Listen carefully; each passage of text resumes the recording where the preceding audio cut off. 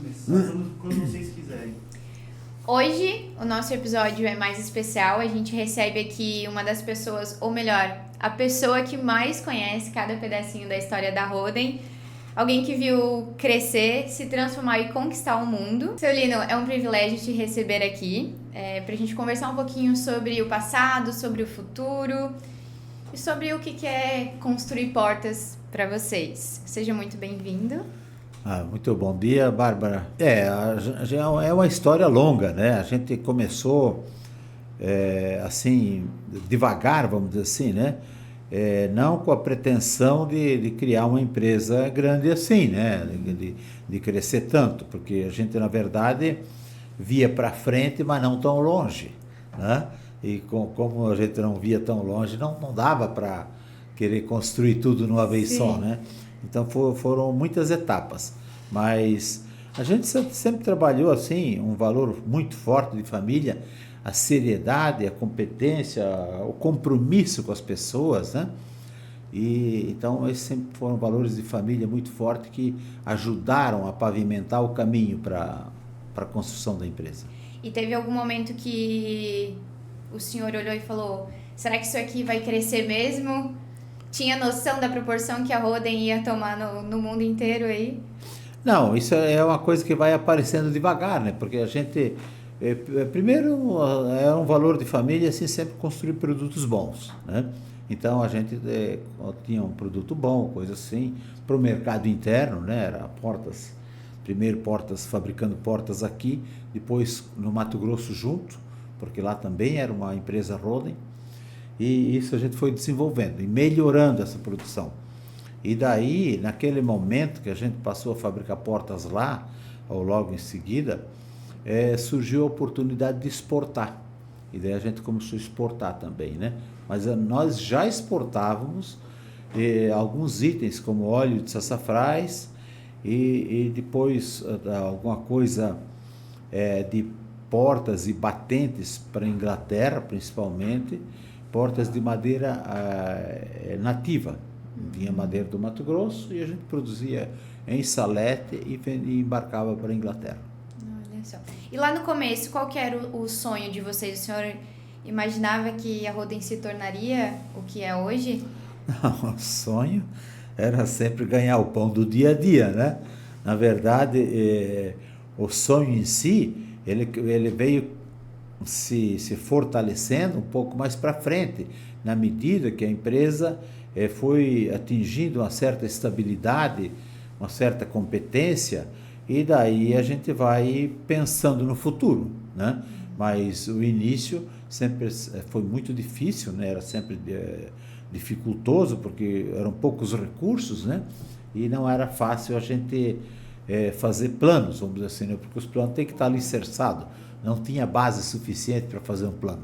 E em que momento que o senhor percebeu que a empresa ela estava tomando proporções maiores? Bom, isso aconteceu basicamente com a exportação, né?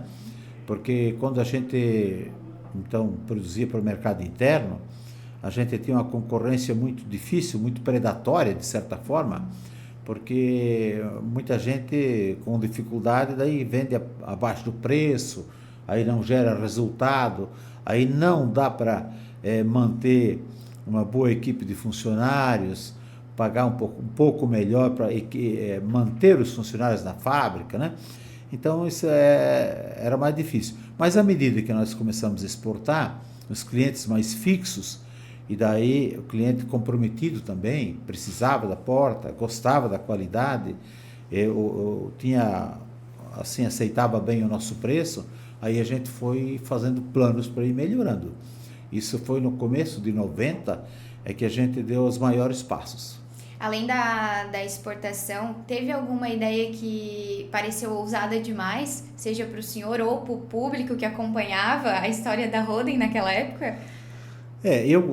Quando a gente começou a exportar bastante para a Inglaterra, que era o nosso mercado principal, mas também a Europa, vamos dizer assim, a gente exportou para a Espanha, para a França, inclusive para o Japão, para vários outros, Coreia do Sul, vários países, assim, né? Aí Holanda, Bélgica, então muitos países. E quando a gente começou, estava exportando, daí surgiu a questão de portas de madeira reflorestada.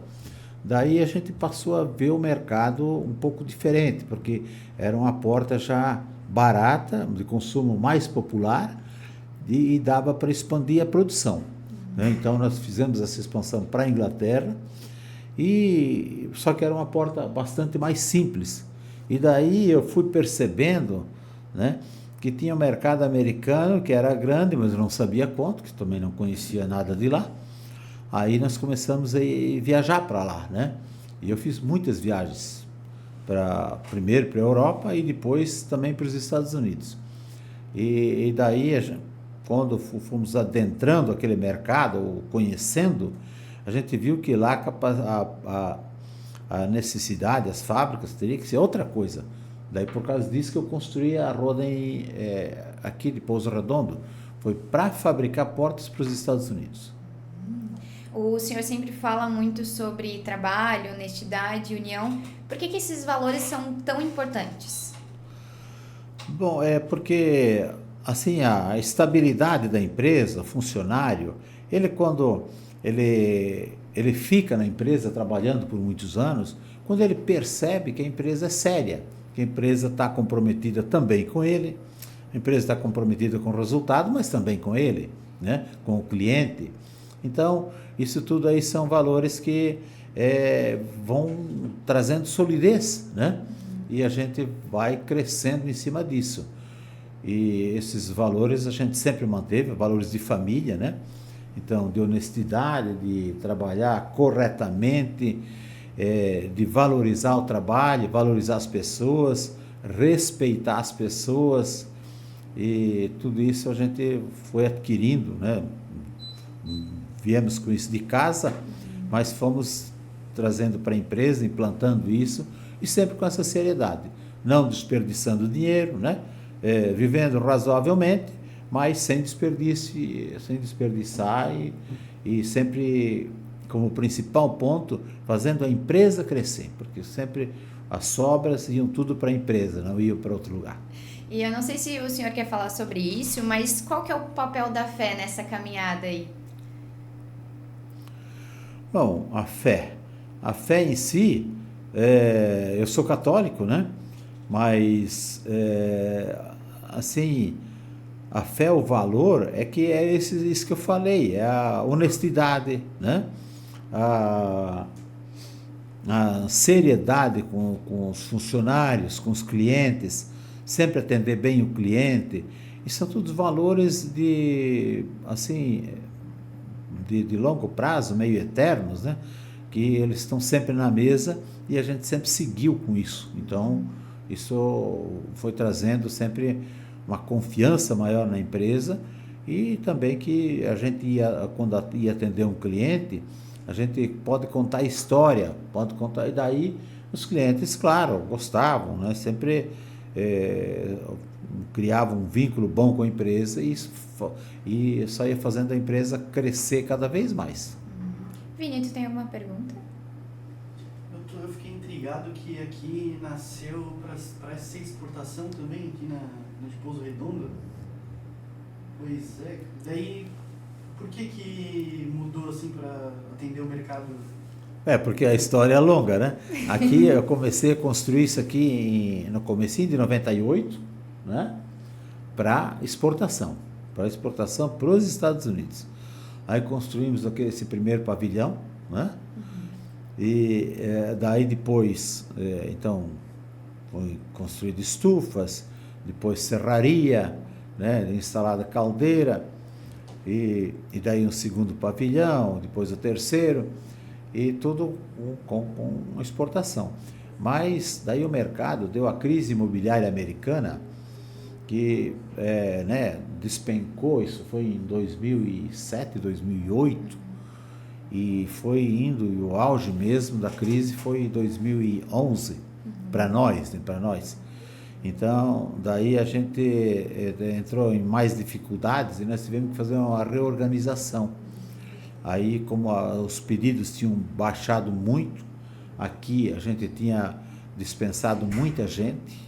Quase não mandamos ninguém embora, mas eles foram saindo, porque na medida que o mercado interno estava bom e eles viam que as oportunidades aqui não estavam tão boas por causa da crise americana, aí eles foram saindo, muita gente foi saindo e a gente...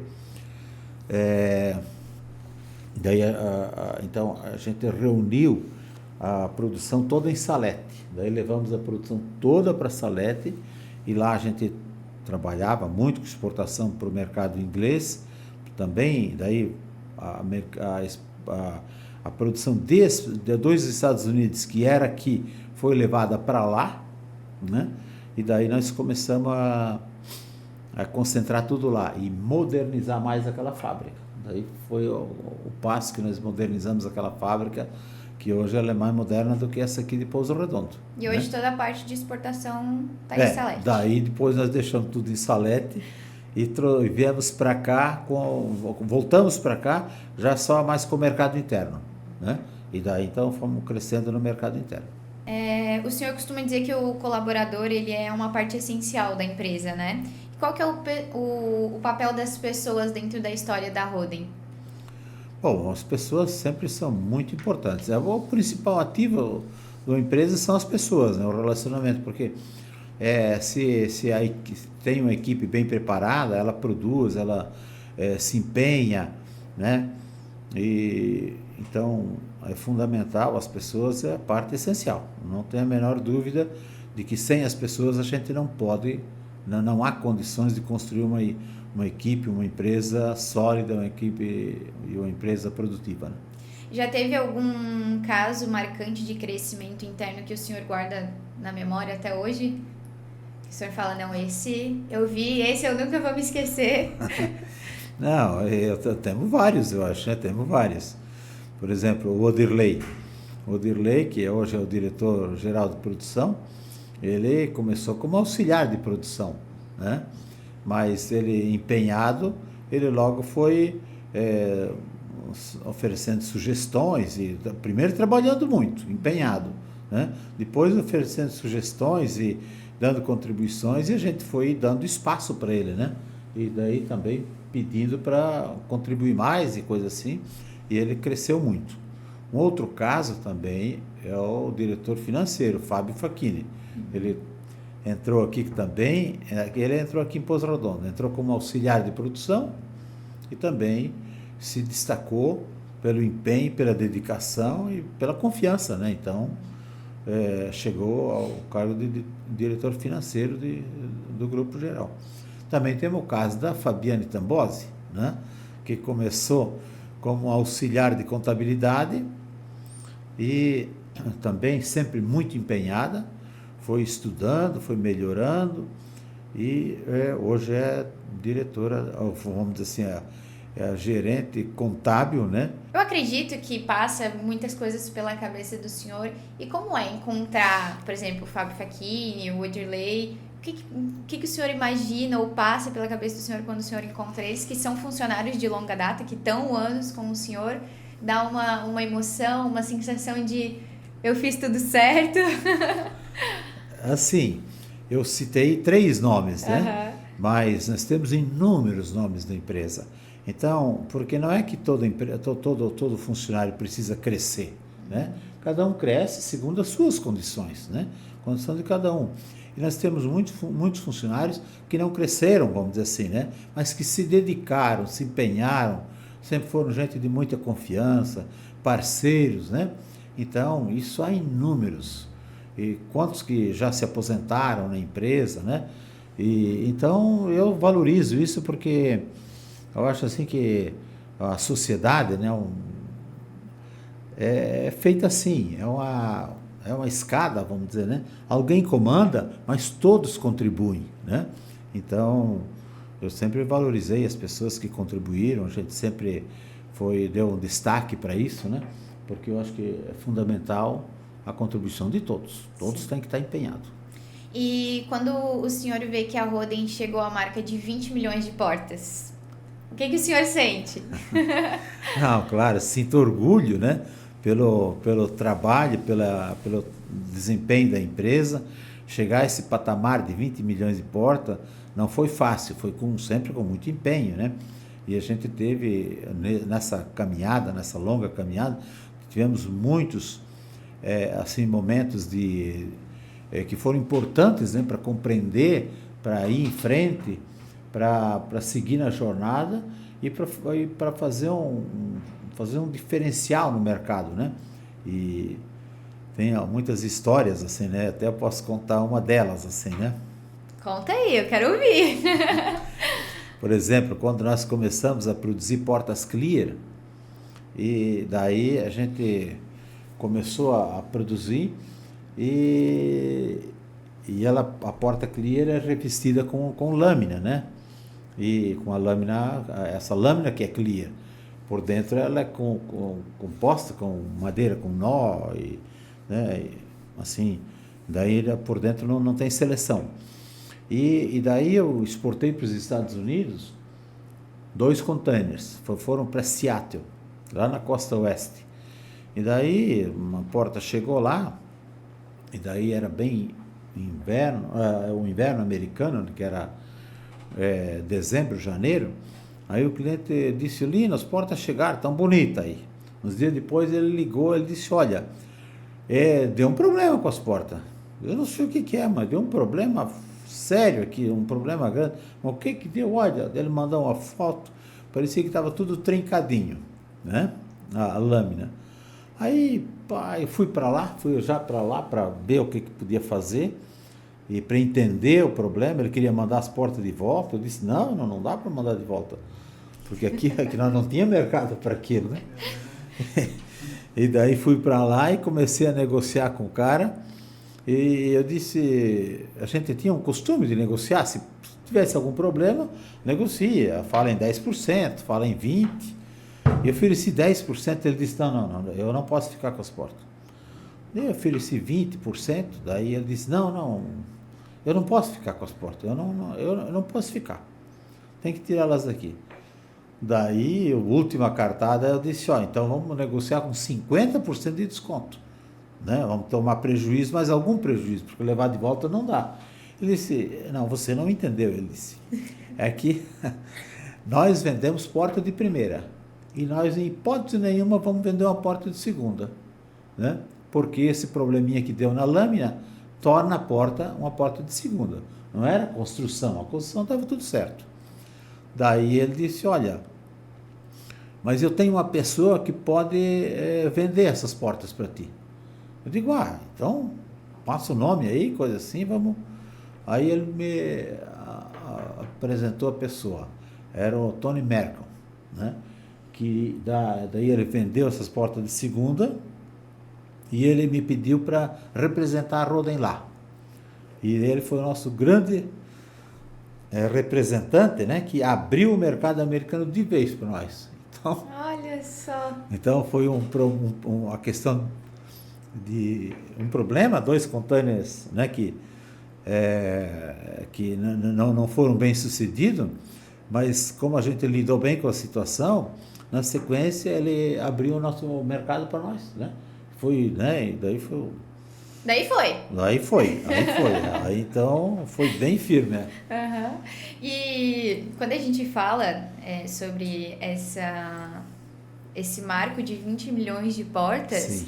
O senhor enxerga como uma conquista ou com uma responsabilidade maior?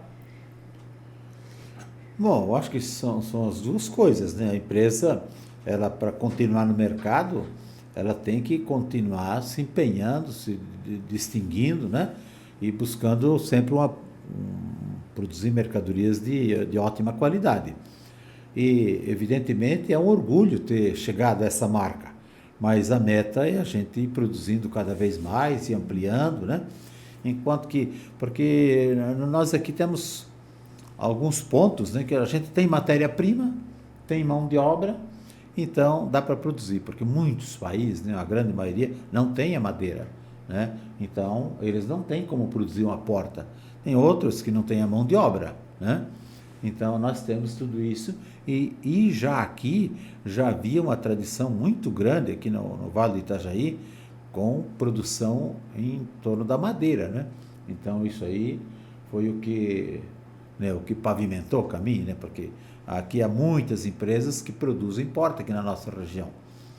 E é porque, vamos dizer, a região sempre lidou com madeira, né? Desde do início das atividades por aqui, foi tudo em torno da madeira, o principal desenvolvimento econômico da região. Sim. E o que o senhor gostaria que as próximas gerações, principalmente as que estão entrando na Roden, assim como eu, nunca esquecessem? Qual que é o legado do senhor ou a mensagem que o senhor tem para passar para essas próximas gerações? Bom, acho que o ponto principal é trabalhar com seriedade, com honestidade, com sinceridade, sempre ser assim, colaborador, né? Isso são valores que a gente nunca pode dispensar. Isso aí, para qualquer colaborador, é fundamental isso. Mesmo porque, se a pessoa trabalha aqui, vai bem na empresa, e ela sair para um novo emprego, ela pode carregar com orgulho, dizer, não, eu trabalhei lá, eu sempre contribuí com a empresa, eu ajudava. Ele não precisa nem esconder de onde trabalhou, né? E pode, inclusive, né, comprovar com depoimentos, coisas assim, que ele foi bem. Então, se ele vai bem aqui, ele pode ir bem em qualquer outra empresa também. Se ele não vai bem aqui, às vezes o problema está com ele. Verdade. É verdade. E como que o senhor imagina a Roden daqui a 10, 20, 30 anos? Já tem uma visão estruturada, assim, de onde o senhor quer que a Roden chegue? Se quer, lógico que a gente quer sempre que chegue ainda mais longe, mas alguma meta que ainda não foi batida? A gente, assim, continua com a visão de que dá para explorar mais o mercado, né? A gente pode ampliar a produção ainda, e mas tem que automatizar bastante a fábrica, porque hoje em dia já há certos problemas de dificuldade de contratar, né? Então, a gente pode ir em frente. E o que eu espero das gerações vindouras aí é que mantenham a qualidade, o bom nome, né? A seriedade com que a empresa sempre se distinguiu no mercado. E claro, a empresa tem que continuar sendo lucrativa, né? Para sempre se sustentar. Mas também há um certo momento que não vai poder crescer sempre. Pode até diversificar, coisa assim, mas chega num momento que às vezes o mercado não absorve mais, né? Sim. E eu sei eu digo que a gente passa por muitos desafios, seja já mais novo, eu com 23 anos já enfrentei alguns, principalmente nessa carreira, a gente sabe que desafio vai aparecendo, seja na profissional ou na pessoal. Eu gostaria que o senhor me contasse qual foi o momento mais desafiador da sua trajetória. Isso é bastante complicado, né? Porque houveram tantos momentos de desafio, assim, tantas encruzilhadas que a gente teve que escolher né, um lado para seguir o caminho, né? Mas sempre o lado da honestidade, da seriedade e do compromisso com as pessoas, com o mercado, esse foi sempre o que eu segui, né? E isso aí sempre se mostrou muito positivo, né? Porque daí a gente consegue, vamos dizer assim, a gente tem a alma limpa para contar a história, para contribuir com o cliente e mesmo com os funcionários, e sempre a coisa vai muito melhor, né? E agora eu quero saber qual foi o momento mais feliz até hoje. Eu acho que também tem vários. Pode ser profissional, pessoal. Eu quero saber um momento que o senhor pensa em felicidade e fala, esse foi o momento mais feliz que eu tive. Eu acho que é difícil dizer assim, escolher um momento. Houveram tantos momentos felizes, né, que eu não posso descartar e trazer tudo para um ponto só. Mas, assim, eu sempre levei uma vida tranquila, assim, vamos dizer assim, né? Empenhado, trabalhando bastante, mas valorizando a família, valorizando os filhos, né? E então isso sempre foi um ponto assim, forte da minha trajetória, né? E também na empresa, valorizando os funcionários, então sempre... Você traz essa sensação de felicidade. Isso. E eu quero saber uma curiosidade agora. O que o senhor gosta de fazer no seu tempo livre? Que a gente vê o seu Lino andando aqui pela Holding, mas o que o seu Lino faz no tempo livre dele? É difícil. Eu, na verdade, eu não tenho algum esporte assim muito preferido, não, né? Eu faço de tudo um pouco, mas o que eu mais faço é caminhadas, assim, né? Então, como atividade física, mais caminhadas. E eu gosto de viajar, né? Viajar é uma coisa muito interessante, né? Porque conhecer novos lugares, né? E como as pessoas vivem em outros lugares muito mais difíceis do que a gente vive, lugares muito melhores do que a gente vive. Então, padrões de vida completamente diferentes de um e do outro. Mas é isso, né? Basicamente... Sempre vai surgindo um pouquinho de um churrasco. Ah, churrasco. Gosto de um churrasco. Uma cerveja, né? Quem não gosta, né? Bastante alegria, isso tudo faz parte da vida. Tem os netos também, Tem, né? agora chegou a fase dos netos. Agora é vovô pra cá e vovô pra lá. Imagina, correndo lá pela casa do senhor. Então, senhor Lino, muito obrigada pela nossa conversa. Em nome de toda a equipe da Holding, do marketing, eu quero te agradecer por dedicar esse tempo pra gente. Foi muito, muito especial. Eu gostei muito de entrevistar o senhor. Beleza. Espero que o senhor volte mais vezes. Beleza, Bárbara. Não, foi positivo. Acho que você conduziu muito bem a entrevista. Então, vamos tocando em frente ali. Teremos, né? Mais vezes. E a equipe que esteja sempre junto aí, né? Isso mesmo. Beleza, hein? Até o próximo episódio do nosso podcast. É isso, então.